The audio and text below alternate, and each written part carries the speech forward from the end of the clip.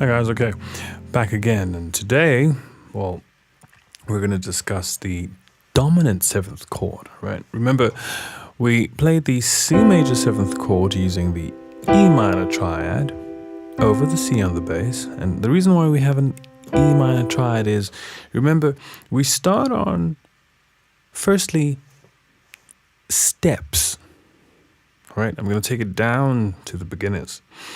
You start with understanding that this is the piano, right? This is it goes from highest to lowest, right? And you start learning that these are the white keys and these are the black keys. And then you start learning steps, right? Well, you'll start learning the notes and what they are and accidentals, and that moving up is sharping and moving down is flatting, right? But above all of that basic knowledge, you understand the nature of intervals and steps, and that moving from C to C sharp, for instance, is a semitone, from C to D is a whole tone, and you need that because you're going to use your knowledge of steps to create chords, because notes sounded at the same time are sounded are just distances apart, and it's those very distances, intervallic distances, you need to know before you can even attempt playing any kind of chord, right? Now, we understood our intervals. We know that we can build a major triad chord because all you need is the 1st degree, 3rd degree, and the 5th degree, right? And those are thirds apart. You have a major 3rd distance between the C and the E, and a minor 3rd distance between the E and the G. Okay, and then you add a 7th note in there. By implication, you build an E minor triad over the root, right? And you again find another major 3rd distance there between G and B. Okay, now that's true for C major 7. Now I'm flying through this, okay? In video 2, we were discussing how to play the minor 7th, where you had to completely think about the E triad differently. And what we mean by that is you need to just, flat or drop the appropriate notes to get a C minor 7th voicing. And in that case, it's the flat 7 and the 3rd or minor 3rd, okay? That's the difference between C major 7 and minor 7. It's just these two.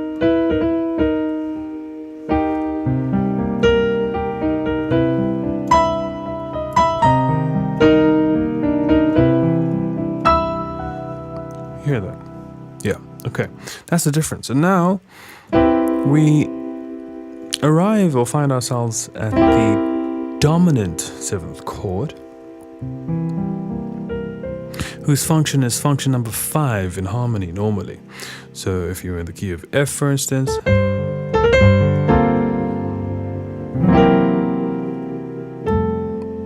so it would function as our 5, or just point of high tension into resolution. So your dominant chords normally you'll find on the 5th degrees of chords going into tonics of whether minor or major, okay? And the reason why I'm in the key of F now is because when you turn C into a dominant chord, you create a 5 chord out of it. Why? Because B flat is not available in C major. Okay, it's only available. This chord is only available in F major because C dominant is the fifth of F major. Okay, but how do you deconstruct and play these chords? Play this chord. Remember, we said to deconstruct a major seventh chord, you need an E minor triad. To deconstruct a minor seventh chord, you need a major triad. To deconstruct a dominant chord, you need a diminished triad. And that's true because, remember, C major plus B flat gives you C dominant, right? By implication, naturally, you're creating an E diminished chord over C. Okay, and this, like I said in the previous videos, can be played in all inversions in order to have different expressions and just ranges, pitch ranges of the chord all over.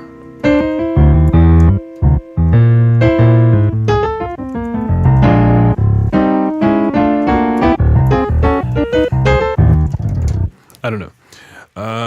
Throughout the whole keyboard, okay? Just use the entire keyboard to express yourself musically, okay?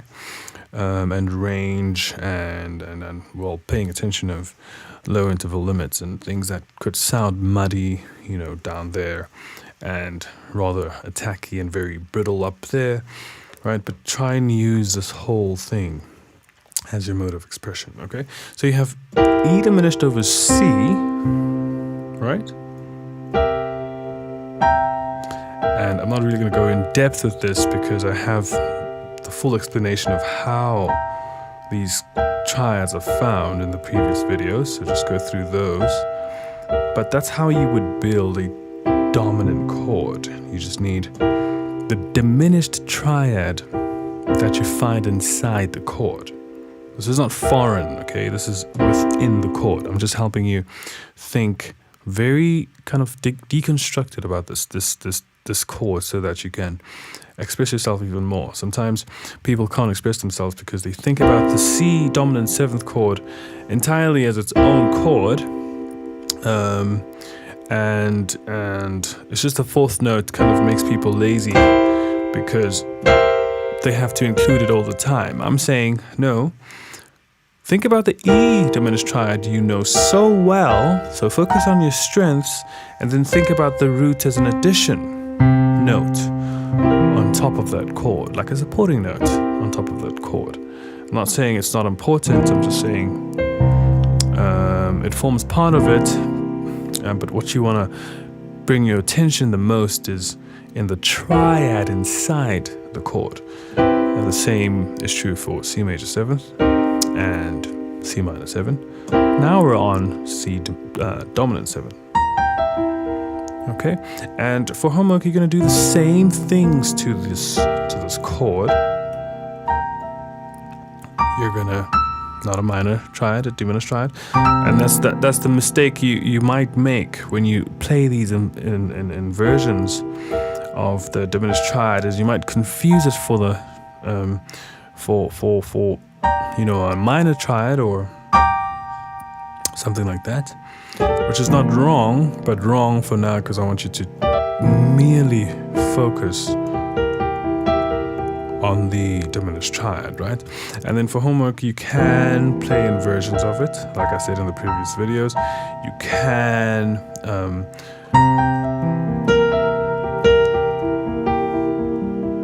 arpeggiate it, and you can, I want you to pay attention that we've been using modes in order to improvise over these chords, right? So just express these chords.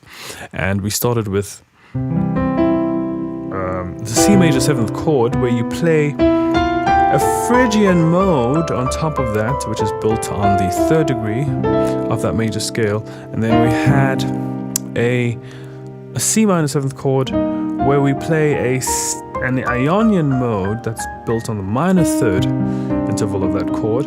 Now we have a dominant chord, and we're going to play a Locrian mode associated with that chord. That makes sense because diminished in any key, a diminished triad in any key is the 7th degree. Okay, so in C diminished, we're gonna play E. I mean, in C dominant 7th chord, we're gonna play E Locrian over E diminished, thinking about the E diminished chord as the 7th chord of F major, okay? Which correlates perfectly because C dominant is indeed the 5th of F, okay?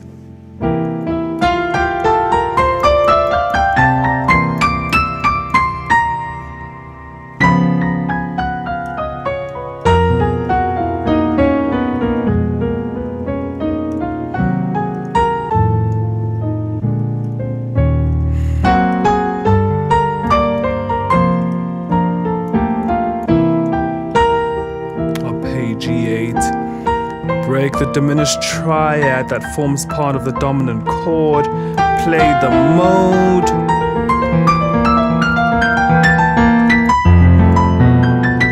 and then out. Okay.